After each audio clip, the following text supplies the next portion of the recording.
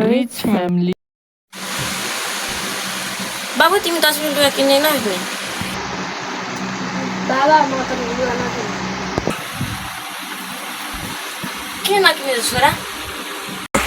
बाबा मैले 10 दिन अगाडि लुगा किनिसकेँ छोरा तिमीले लुगा कहिले किन्यौ मैले 10 दिन कति दिन भयो 2 दिन भयो तिमीले 2 दिन अगाडि किनेको लुगा किन हिँडिहाल जाउँ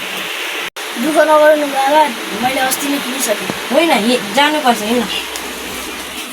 Whole family.